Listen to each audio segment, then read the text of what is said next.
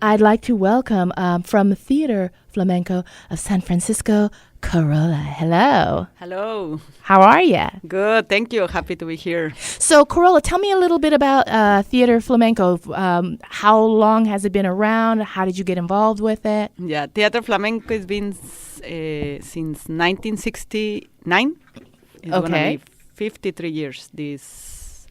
So it was before you were even born. So Yes. Okay. And I've been with Theatre Flamenco since 2008. Okay. Was founded by Adela Clara and then by Miguel Santos. That he's still, both of them, they are still around. And in 2008, Miguel Santos, he asked me to take over the company. Oh, okay. Yes. So your bona fides must be amazing. So I'm guessing that you were doing flamenco for a long time. Yes, I'm from Mexico, from Torreon, Mexico, and Okay. then I came here in 1998, Uh-huh. and then I start perform here with all the different artists So did you start doing flamenco then, or did you start in Mexico and then? in Mexico. Okay, so Yes. how long have you been doing flamenco? Like 23, 20. So when you were like See, super- I started when I was little. So did you come from a family of dancers, or was it just something you saw and went, Just "That's for me"? something- Actually, what is captivating me was the singing, the flamenco. My father, he gave me a CD, and I listened to the flamenco, Music. the music, Uh-huh. and I love the singing. And I used to go every afternoon in the bathroom with my CD, listening to it. And I didn't know what was it until I saw it on TV. And I realized, oh my God, this is the music from the CD, and that's what I was like. That's what I want to do. So That's when it. you how old were you? Were you like really little, or? Maybe like 8 or 7. And I Okay. used to go to dance classes, more Spanish classic, Mm-hmm. but was not that deep as flamenco, no? So when you announced to your family at the tender age of 7 or 8, I'm going to be a flamenco person, did they just think it was? Did they think it was cute? Like, oh, honey. See, they are well, like, okay, yes, continue. But then I remember after middle school, Mm-hmm. I didn't want to go to high school. Oh. I told my mother, no, I just want to dance. And then they were like, oh, okay, she's getting serious. And my mother, she said, well, and my father too, no? Like they say, oh, no, you have to at least finish high school. And they thought like, okay, she's going to finish. And actually, no, I finished and I say, okay, I'm moving to Mexico City because I was in Guadalajara in that time. Uh-huh. And for me was I need to go forward, no? Okay. And then that's it. I went to Mexico City, and I was lucky that I found a very good artist that they helped me, and they, like, my teacher Manolo Vargas, for me was until now, no, one of my best mentors. Okay. That I was lucky, no, that I went through him. And then I meet great artists, and I start to work right away in companies, in the tablados, that is like cabaret. Okay. So and then I moved to Spain and working, no? That's how I learned a lot. So obviously, based on your story, your parents were probably worried that you wouldn't be able to make a living. So did they Yes. ever get to see you, really at the top of your game? And did they finally come around and go, oh, yes? Sí, no, and then after that, they really support me, no? In the beginning, the same, my father, no? Because my mother always, she was like, okay, just be careful. But my father, he was worried, no? Because the type of life, what I say, it was more, I used to work at night, like we used to finish almost at 3 o'clock. Because the tablado, the cabarets, you start like in Mexico, no? Like here is early, but in Mexico and in Spain, you usually start at 11 o'clock and you finish at 3 o'clock. That sounds like like late night shows. Yes. Yeah. So that's why he was like, no, you are not dancing, because the same, they were not used to. Right. And I was used to tell them, it's not nothing. The people go to see the show. It's nothing bad. But then one day I remember he just came to me and he said, okay, because they offered me, like work, and first I say, no, I cannot, they don't let me dance. And but then one day he came, I don't know, he went to see this play and he gets super inspired and he say, okay, I remember, it was in the kitchen, you still want to dance in that place? And I was, of course. Okay, but now you can do it. And I was like, really? And that's it. I start like the day, they say right away.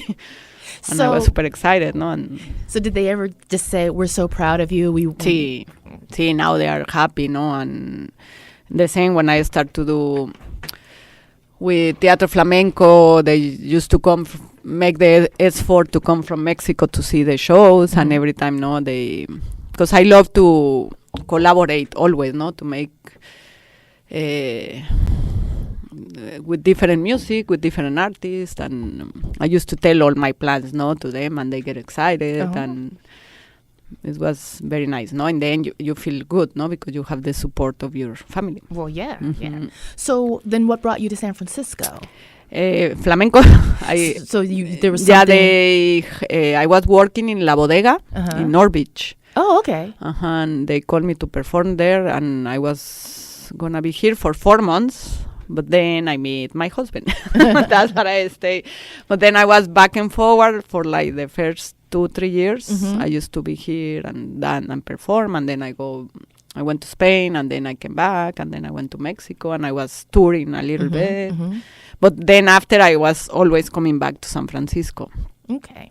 And so then you meet the people from Theatre Flamenco, and here. So do you start dancing with them, or do they see you performing? No, they invite me first to perform with the company as a guest dancer.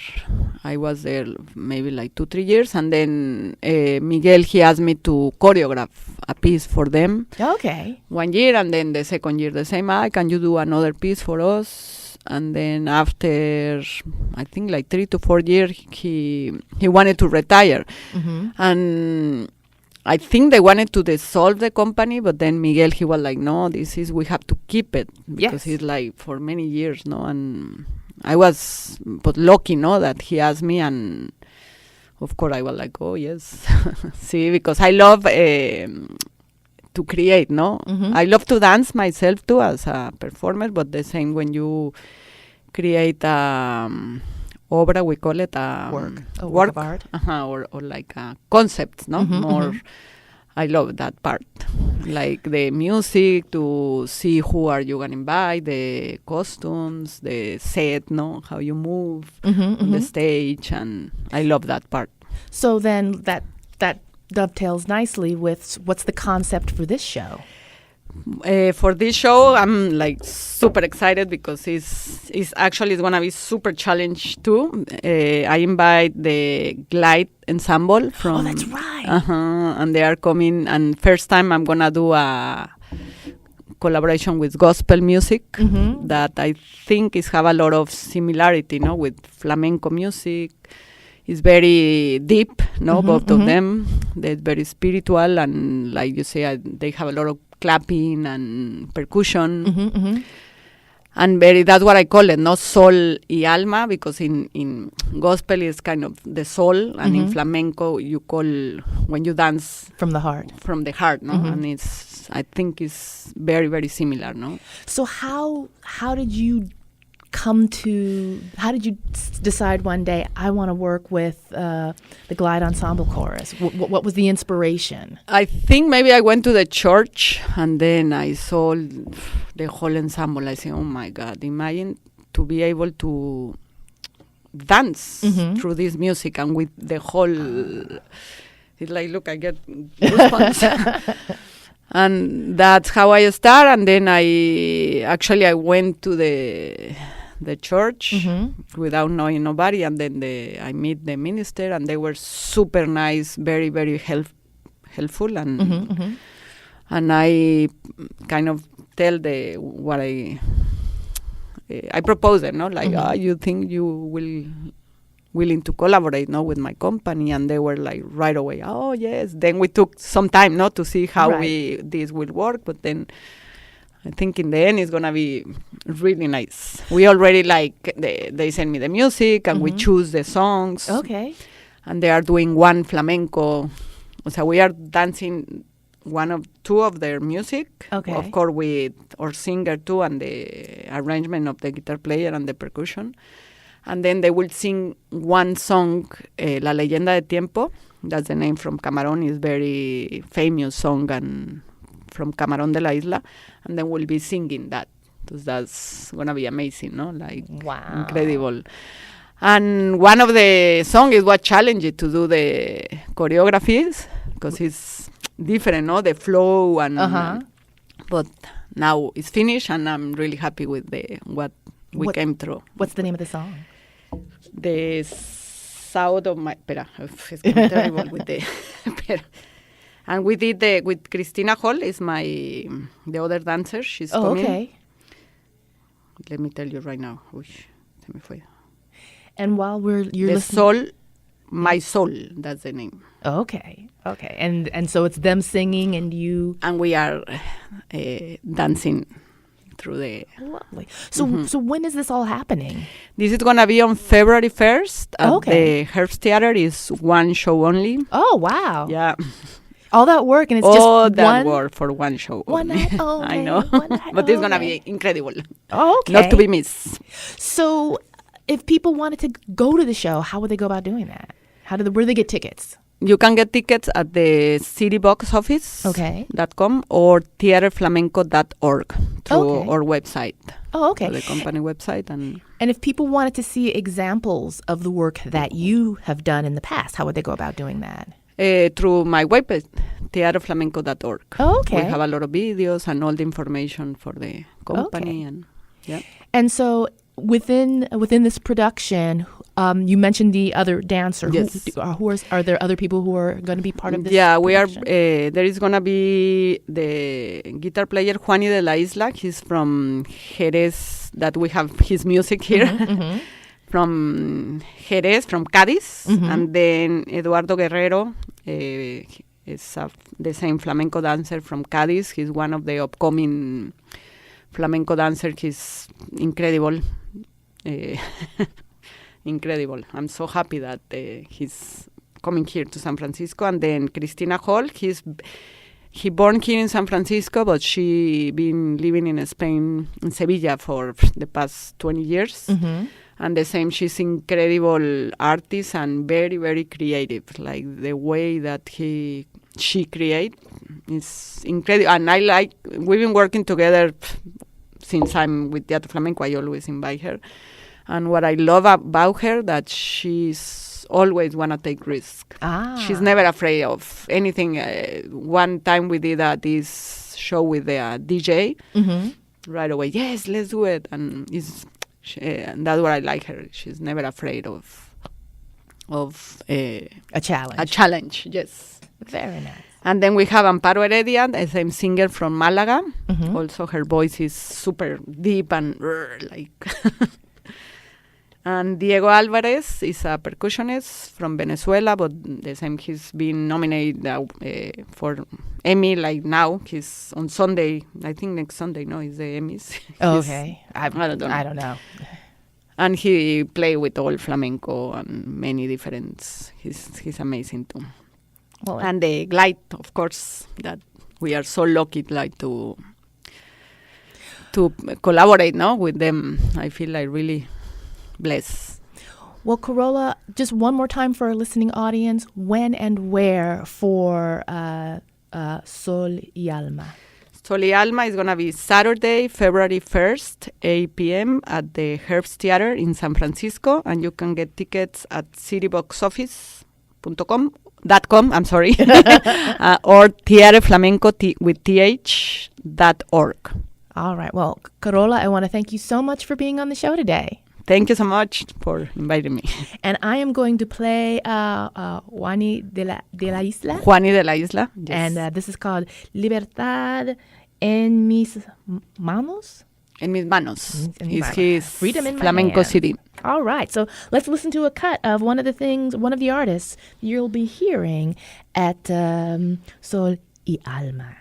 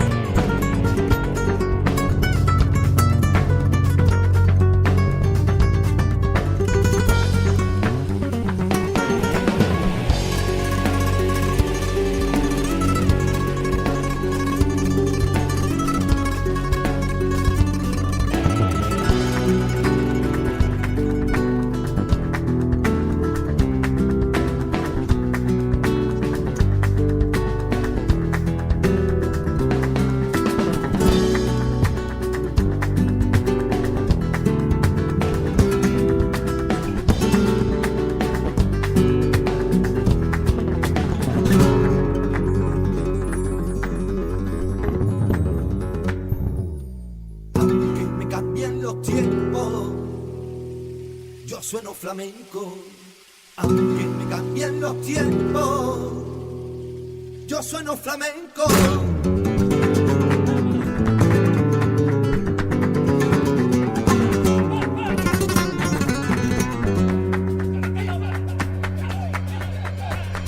Mi secreto yo lo guardaré en el alma, como la luna, lunita, anita al alba.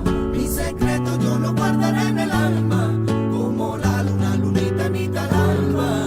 Primita mía, bailame, deja que suenen tus tacones. Tacones. Primita mía, bailame, deja que suenen tus tacones.